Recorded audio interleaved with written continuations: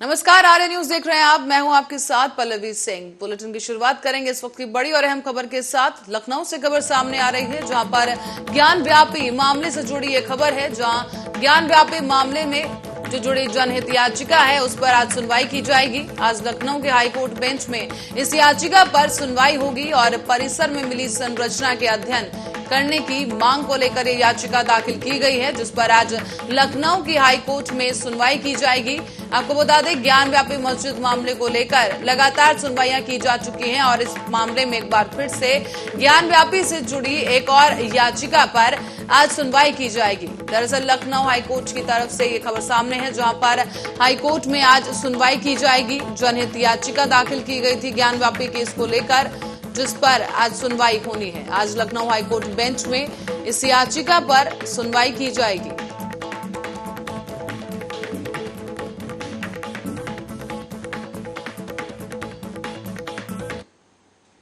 और इसी बीच एक और बड़ी खबर गोरखपुर से सामने आई है, जहां सीएम योगी आदित्यनाथ ने जनता दरबार लगाया है। गोरखपुर में एक बार फिर सीएम का जनता दरबार, जहां जनता दरबार में आए लोगों की फरियादें सुनी गई।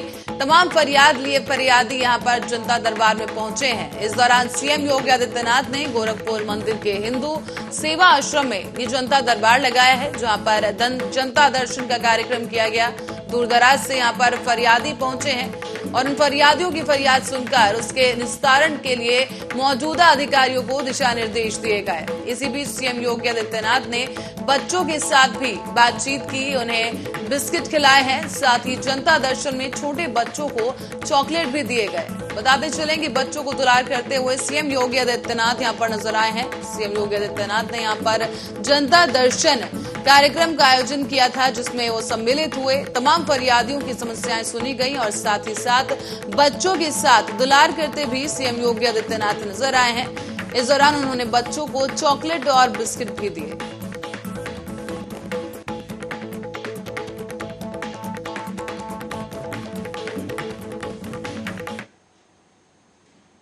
अब रुक करेंगे अगली खबर की ओर। रायबरेली से खबर सामने है, जहां पर हरचंदपुर की रहने वाली 20 वर्षीय युवती ने पड़ोस के गांव में ही रहने वाले युवक और उसकी भाभी पर अपहरण कर लखनऊ के कमरे में बंधक बनाकर रखने का और आरोप लगाया है कि अजय ने उस पर 9 दिनों तक रेप किया और इसके साथ ही उसका अश्लील वीडियो बनाकर वायरल करने की भी धमकी दी।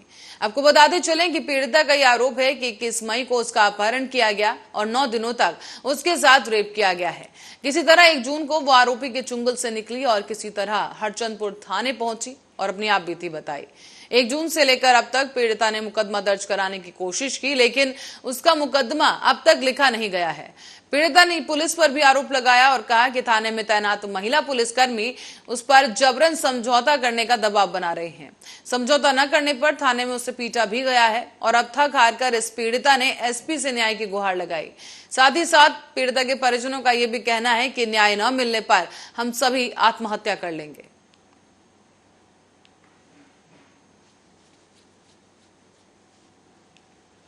बहुत अत्याचार सर हुआ है और 9 दिन तक बंधक बना करके एक साथ बलात्कार किया गया है। और उसके बाद थाने में बेचारी 8-9 दिन के बाद भाग करके आई है। हरचंदपुर थाने में पहुंची। उसके बाद में 2 मैडमों ने मारा पीटा इसको, पुलिस वालों ने, और उसमें रितेश चौहान सर एसआई और दरोगा बड़े जी ने वहाँ से भगा दिया। उनका मेडिकल नहीं कराया गया सर। वहाँ न्याय न मिलने के कारण सर पुलिस अधीक्षक यहाँ पर हम आए हैं। अगर हमारी बहन को न्याय नहीं मिला। और खबर रायबरेली से है, जहां बैंक ऑफ बड़ौदा शाखा में उस समय हड़कंप मच गया जब बाइक से आए 3 बदमाशों ने बैंक का शटर गिराकर फरार हो गए। जानकारी के मुताबिक गुरुवार की शाम करीब 4 बजे बाइक से आए ये युवक और उन्होंने अपनी बाइक बैंक ऑफ बड़ौदा के सामने खड़ी की और बाइक से उतरने के बाद बैंक ऑफ बड़ौदा का शटर गिरा दिया गया। साथ ही उन्होंने कुंडी भी लगा दी और बैंक ऑफ बड़ौदा के मैनेजर समेत कर्मचारी घबरा गए, जिसके बाद बैंक के सामने वाले एक व्यक्ति को फोन किया गया। पुलिस को सूचना दी गई और मौके पर पहुंची पुलिस ने शटर खुलवाया है, लेकिन बैंक में जिन पुलिसकर्मियों को लगाया गया था वो पुलिसकर्मी घटना के समय शाखा में मौजूद नहीं थे। इसी के बारे में शाखा प्रबंधन से शिकायत की गई।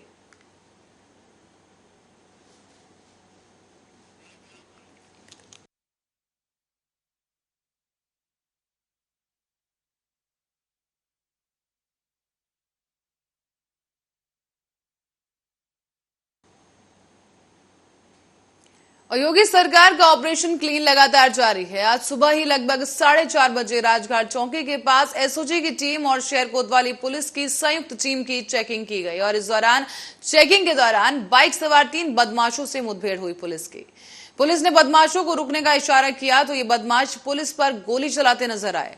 साथ ही पुलिस की जवाबी फायरिंग में एक बदमाश के पैर में गोली लगी, जबकि भाग रहे 2 बदमाशों को पुलिस ने गिरफ्तार कर लिया है। गिरफ्तार किए गए बदमाशों की पहचान मोनू बताई गई, जिसकी उम्र 25 साल है, और दूसरा जो व्यक्ति है वो बिहार का रहने वाला बताया जा रहा है। आपको ये भी बता दें कि पकड़े गए बदमाशों के पास से लूट के 4 लाख रुपए भी पुलिस ने बरामद कर लिए हैं।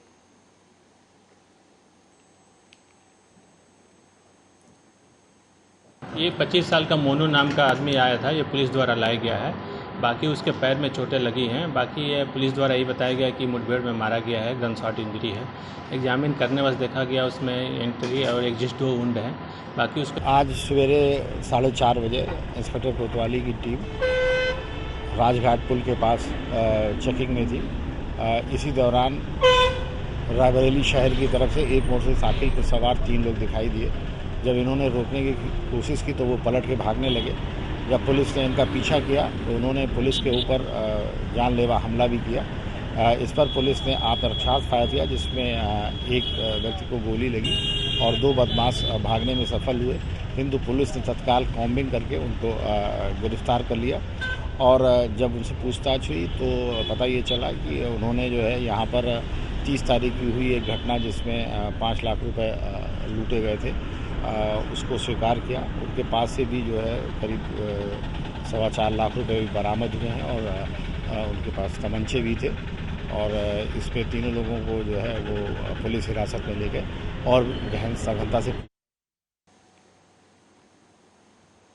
और रायबरेली में अज्ञात युवक का शव मिला है। युवक का गला रेत कर निर्मम तरीके से उसकी हत्या की गई। शव सालौन थाना इलाके के धरई जंगल से बरामद हुआ। तो वहीं आपको बता दें कि धरई का जंगल प्रतापगढ़ बॉर्डर से सटा हुआ है और आशंका जताई जा रही है कि शव को पड़ोस के ही जनपद से यहां पर लाकर डाला गया है। फिलहाल फोरेंसिक टीम ने मौके पर पहुंचकर सभी साक्ष्य को जुटा लिया है। आपको बता दें कि शव को पोस्टमार्टम के लिए भी भेजा जा रहा है। फिलहाल पुलिस का ये कहना है कि युवक की शिनाख्त की कोशिश की जा रही है।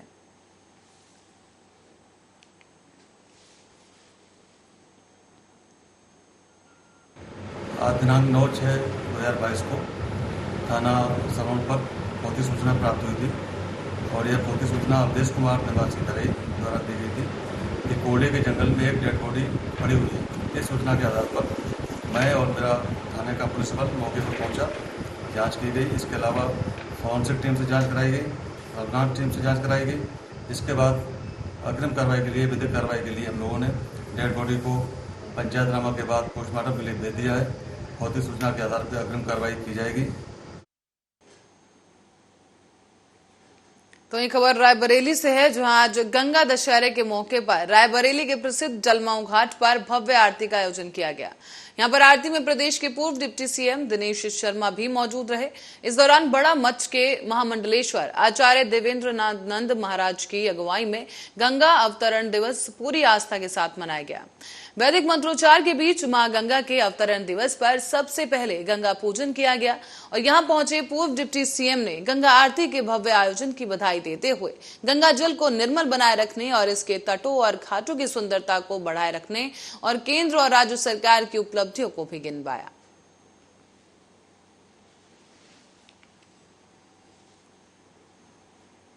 इसके विकास के लिए 5,000 करोड़ रुपए का जो प्रावधान है वो केंद्र सरकार ने अपने बजट में पहले ही किया है।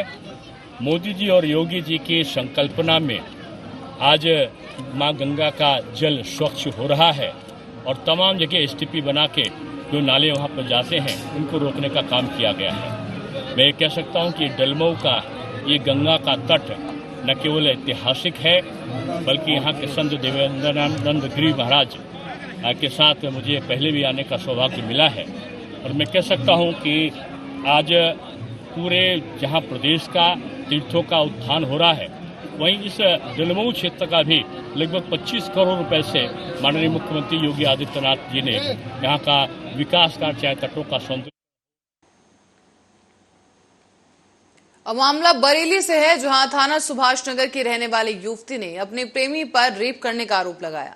जानकारी के मुताबिक युवती पहले से ही शादीशुदा है और उसका अपने पति के साथ 4 साल से विवाद चल रहा है। बताया जा रहा है कि युवती का कई सालों से प्रेम प्रसंग भी चल रहा था।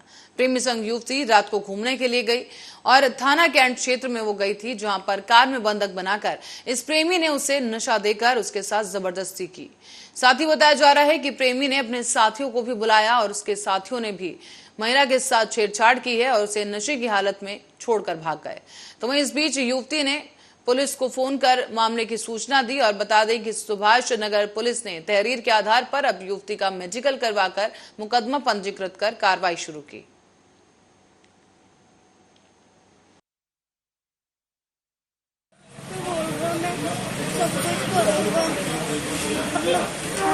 परेशान हूँ, कुछ हूँ, मैं साथ नहीं छोड़ूंगा। ये रात में कार से आया और अपनी मम्मी पता नहीं किन लड़कों को कार में जबरदस्ती घुसेड़ दिया और फिर कार मेरे घर पे छोड़ के भाग गया। फिर क्या हुआ? फिर मैंने 112 नंबर पे कॉल की। मैं रात में थाने आ गई, 2 बजे से यहाँ बैठी हुई हूँ, अभी तक कुछ नहीं। तो रात के 2 बजे से थाने बैठी तब पुलिस ने कोई सुनवाई नहीं की आपकी? पापा को उनको उठा के ऐसा नहीं सुनाई, पापा जी को उनको उठा के ले आई, लेकिन अभी तक मुकदमा नहीं लिखा गया। आप क्या चाहती हैं? मुकदमा लिखना चाहती हूँ। रात से 2 बजे से आपके यहीं बैठा ले हुए ये लोग। और रुक करते हैं अगली खबर की ओर। बड़ी खबर इस वक्त की सामने आ रही है, जिससे आपको रूबरू करा दें। पुराने लखनऊ से खबर सामने आई है, जहां पर लगातार बिजली कटौती की जा रही है। आपको बता दें, पुराने लखनऊ में लगातार बिजली कटौती की खबर है, जहां रोजाना कई बार घंटों तक बिजली कटौती की जा रही है। 24 घंटे में महज कुछ ही घंटे बिजली आ रही है। लोगों का आरोप है कि बिजली कटौती की वजह से भारी समस्या का सामना करना पड़ रहा है। दरअसल गर्मी के दौरान बिजली की आवाजाही से लोग बेहाल हैं।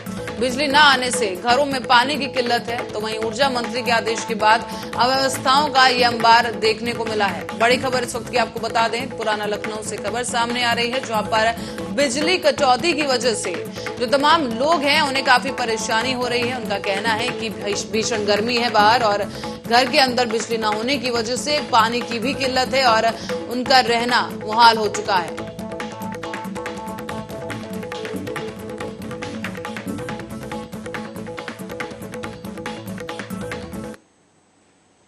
खबर हरदोई से है, जहां पर एसपी के निर्देश पर चलाए जा रहे अभियान में अपराध नियंत्रण और अपराधियों की गिरफ्तारी के तहत पुलिस को बड़ी कामयाबी मिली। जानकारी के मुताबिक पुलिस ने असला फैक्ट्री का भांडाफोड़ कर दिया है और अवैध असला फैक्ट्री से भारी मात्रा में अर्धनिर्मित असले और असला बनाने के उपकरण बरामद किए गए। साथ ही साथ पुलिस ने 2 असला बनाने वालों को भी गिरफ्तार किया है, जिन्हें अब जेल भेज दिया गया है।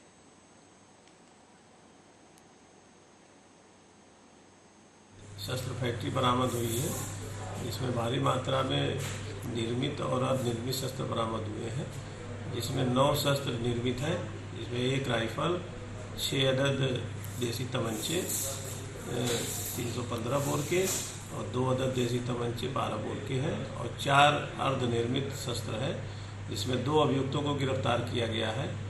इस अभियुक्तों में एक शरीफ है, जिसपे 6 पूर्व से मुकदमे दर्ज हैं, जिसमें गैंगस्टर एक्ट भी है और पूरा पहले अवैध शस्त्र फैक्ट्री में भी। इस बीच भारतीय संस्कृति और आध्यात्म की सनातन स्रोत मोक्षदायिनी मां गंगा के प्रकोत्सव में गंगा दशहरा पर फाफामाऊ में सेक्टर ए में सैकड़ों की संख्या में श्रद्धालुओं ने गंगा समग्र यात्रा की झांकी निकाली। मां गंगा को निर्मल और स्वच्छ बनाने के लिए लोगों को जागरूक किया गया। साथ ही साथ इस दौरान गंगा पुत्र अरुण शुक्ला ने मां गंगा को स्वच्छ और निर्मल बनाने के लिए लोगों को जागरूक किया है। इस दौरान गंगा दशहरा के पावन पर्व पर काशी प्रांत संयोजक ने बताया कि गंगा समग्र योजना 14 आयामों पर एक साथ कार्य कर रही है।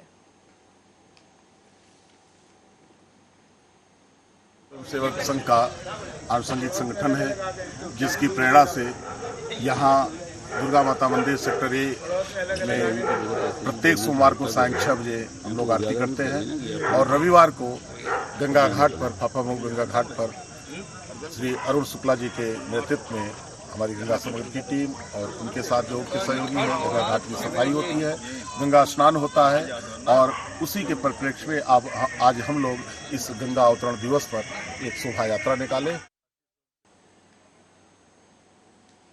बढ़ते हैं अगली खबर की ओर। प्रयागराज के रुख करेंगे, जहां लावारिस बच्चा मिलने से हड़कंप मच गया है। दरअसल ये नवजात बच्चा है जिसे बरामद किया गया है और सुबह रोते हुए ये बच्चा मिला।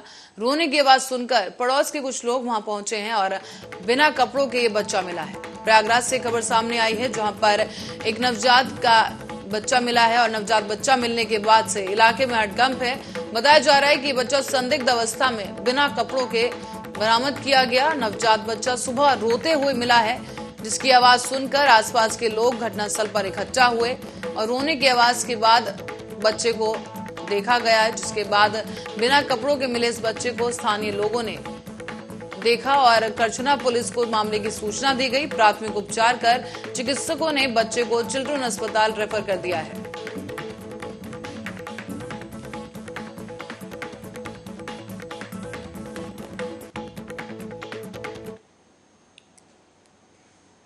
और इसी बीच खबर गाजीपुर से सामने आ रही है, जहां पर प्रशासन हेरोइन तस्करों के खिलाफ का तेवर जो है पुलिस का अब तल्ख हो गया है। और पिछले दिनों जहां दिलदार नगर में गैंगस्टर एक्ट के तहत धारा में कार्रवाई की गई और तस्कर की करोड़ों की संपत्ति को कुर्क किया गया है। और अब गुरुवार के दिन भी प्रशासन ने सदर कोतवाली क्षेत्र के बबेड़ी निवासी हेरोइन तस्कर जैनेन्द्र राम की करोड़ों की बेनामी अलचल संपत्ति को मुनादी के बीच कुर्क करने की कार्रवाई की। तो वहीं सदर सीओ ने बताया है कि सदर कोतवाली क्षेत्र के बबेड़ी निवासी हेरोइन तस्कर जैनेन्द्र प्रताप उर्फ मुन्ना के खिलाफ सदर कोतवाली में गैंगस्टर एक्ट के तहत ये मुकदमा दर्ज किया गया था।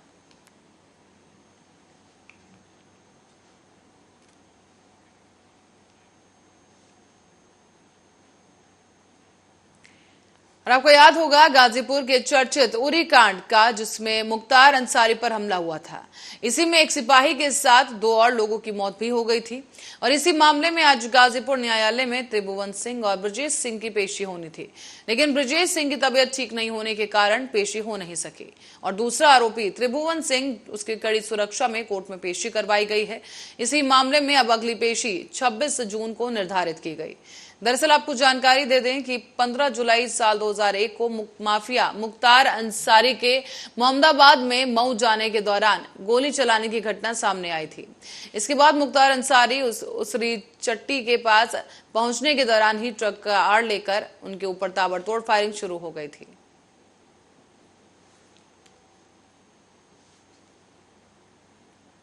सिंह अस्वस्थ थे, इसलिए वो नहीं आ पाए और त्रिभुवन सिंह आए थे, उनके में 21 तारीख लग गई गवाही के लिए।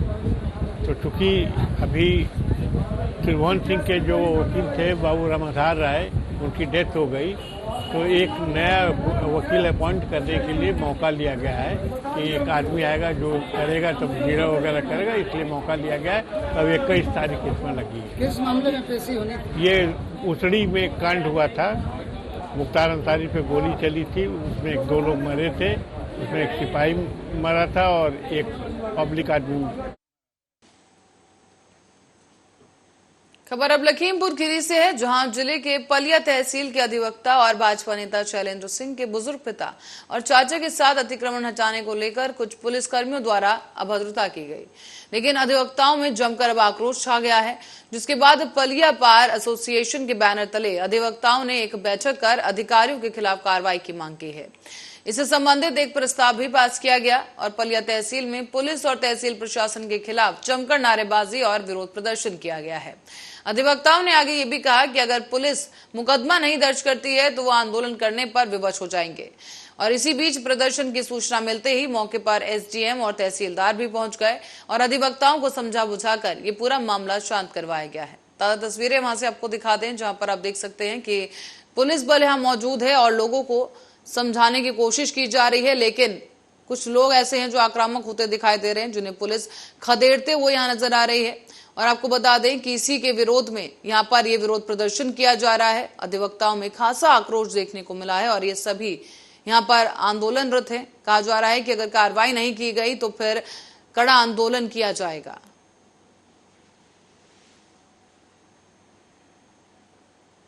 शैलेंद्र सिंह यहाँ वकालत करता हूँ पलिया तहसील में, और मैं रहने वाला बसही हमारा गांव पड़ता है, जहाँ का मैं रहने वाला हूँ। और घटना के बारे में आप लोग जानना चाहते होंगे, मुझे ऐसा लगता है जी। तो घटना मैं आपको बताना चाहता हूँ कि 7 तारीख को वन विभाग और राजस्व की टीम पूरी जो है पीएससी फोर्स के साथ हमारे ग्राम सभा में पहुँची। मैं उस वक्त लखीमपुर जा रहा था किसी निजी कार्य से। तो जब मुझे सूचना मिली तो मैंने फ़ोन करके जानकारी चाहा। तहसीलदार महोदय से भी मैंने कहा कि महोदय ये फोर्स जा रही है, क्या बसही में अतिक्रमण हटने जा रहा है क्या? तो उन्होंने यही कहा कि हाँ अतिक्रमण में तो मुझे जाना है। तो हमने उनसे निवेदन किया था, हमने कहा कि देखिएगा हमारा 3 एकड़ का पट्टा है, 3 एकड़ का पट्टा हम अब घर पे हैं नहीं, हमारे बुजुर्ग पिताजी और चाचा जी हैं, कोई और नहीं है, वो लोग कुछ जानते नहीं। 3 एकड़ का पट्टा है, अपना हमारी ज़मीन नाप दीजिएगा, बाकी जो एक्सेस होगा अपना ले जाइए, हमें कोई दिक्कत नहीं है, मुझे 1 इंच नहीं चाहिए। बढ़ते आगे, सीतापुर में जिलाधिकारी अनुज सिंह को उचित दर विक्रेताओं ने पूर्ति निरीक्षक पर गंभीर आरोप लगाते हुए ज्ञापन दिया है। यहाँ आपको बता दें कि पूर्ति निरीक्षक डॉक्टर आलोक सिंह द्वारा विकासखंड कसमंडा में उचित दर विक्रेताओं को अनावश्यक रूप से दुकान और विक्रेता द्वारा अवैध रूप से धन उगाही करने का मामला सामने आया। पैसे न देने पर उचित विक्रेता के खिलाफ कार्रवाई की धमकी दी गई और मानसिक रूप से प्रताड़ना भी की गई है। इसी को लेकर अब पूर्ति निरीक्षक डॉक्टर आलोक सिंह के कार्यशैली से, व्यवहार से ये सभी लोग उचित दर विक्रेता काफी आहत हैं और इसी के बाद अब पूर्ति निरीक्षक के कार्य व्यवहार के प्रति उचित दर विक्रेताओं ने भारी आक्रोश जताया। साथ ही साथ जिलाधिकारी को ज्ञापन देकर पूर्ति निरीक्षक को हटवाए जाने की मांग उठाई है।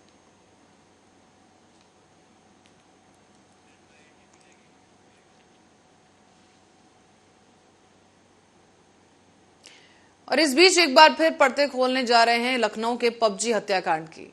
नया खुलासा इस पूरे मामले में हुआ है, जो आपको बता दें कि दरअसल लखनऊ के पबजी हत्याकांड में मां की हत्या करने वाले इस नाबालिग बेटे ने कबूला कि उसने रात को 2 बजे मां को गोली मारी थी, लेकिन दोपहर 12 बजे तक उसकी मां जिंदा थी। ये मां तड़पती रही। उस रात की हकीकत वाकई दिल दहला देने वाली है और आपको बता दें कि यह हत्यारा बेटा मां की मौत होने का इंतजार करता रहा और इसी इंतजार में ये शख्स बार बार जाकर दरवाजा खोलकर अपनी मां को तड़पता हुआ देखता रहा और फिर कमरे का लॉक बंद कर दिया गया। कातिल बेटे ने पुलिस को बताया है कि गोली लगने के बाद भी मां बेड पर झटपटाती रही। उसे वो उसी हालत में छोड़कर अपनी बहन को लेकर दूसरे कमरे में चला गया और दूसरी गोली मारने की इच्छा इसे नहीं हुई, इसलिए मां के मरने का इंतजार करने लगा। हर घंटे ये लड़का अपने कमरे में जाता और मां को तड़पता हुआ देखता, लेकिन मन में एक बार भी ख्याल नहीं आया कि उनकी जान बचाई जाए। हर बार मां के पास जाकर वो नाक पर हाथ रख देता और देखता कि मां की सांस रुकी है या नहीं। 10 घंटे बीत गए और 10 घंटे में 8 बार उनकी सांस चेक करने के लिए बेटा कमरे में पहुंचा। दोपहर करीब 12 बजे आखिरी बार ये बेटा अपनी मां के कमरे में पहुंचा और मां के शरीर में जब कोई हरकत नहीं थी तो उसे यकीन हुआ कि मां की सांस अब थम चुकी है। तब जाकर बेटे को भरोसा हुआ कि अब मेरी मां मर चुकी है। मां की हत्या के बाद कातिल बेटा 3 दिन तक इस शव को अपने घर में ही रखे रहा। पुलिस ने बताया है कि 5 जून की सुबह बहन को कमरे में बंद करके मां की स्कूटी लेकर वो बाहर गया था और शाम को एक दोस्त को फोन करके उसने घर बुलाया। बहन को दूसरे कमरे में बंद करके दोस्त के साथ इस लड़के ने पार्टी की है और दोस्त ने मां के बारे में जब पूछा तो बताया गया कि मां दादी के पास गई। इसके बाद 7 जून मंगलवार को शाम तक घर के अंदर बेतहाशा बदबू फैल चुकी थी, तो उसे लगा कि अब ये घटना छुपाना मुश्किल होगा। इसी पर शाम को करीब 7 बजे खुद इस हत्यारे बेटे ने अपने पिता नवीन को फोन करके हत्या की जानकारी दी है।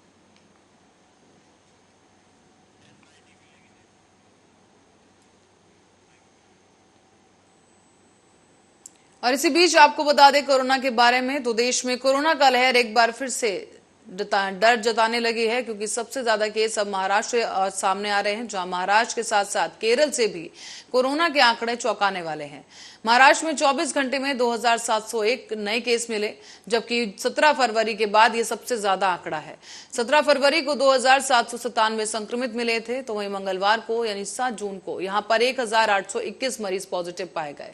इसी तरह से बुधवार को भी राज्य में 44% मामले बढ़ गए। अकेले मुंबई में 1765 संक्रमित पाए गए, जो कि इस साल जनवरी के बाद सबसे बड़ा आंकड़ा है।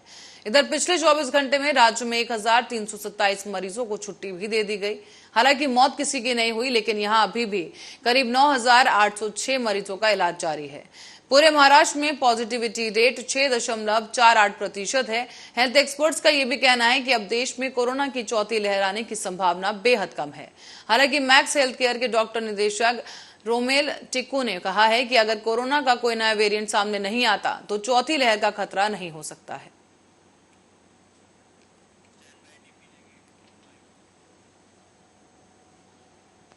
और इसी बीच अब खबर बरेली से है, जहां विकास प्राधिकरण के प्रेमनगर के एई अवैध निर्माण करवा रहे हैं। जानकारी के मुताबिक आवासीय बिल्डिंग के पास कराकर कमर्शियल बिल्डिंगें बनाई जा रही हैं और वहीं पर अब बीडीए विभाग के अधिकारी अवैध उगाही भी कर रहे हैं। बताते चले कि विकास प्राधिकरण मौतों का इंतजार कर रहा है। बगैर सेफ्टी हेलमेट के मजदूर यहां काम कर रहे हैं और अभी कुछ ही दिन पहले ही केसीएमटी कॉलेज खंडेलवाल की खुदाई के दौरान दबने से एक मजदूर की मौत भी हो गई थी।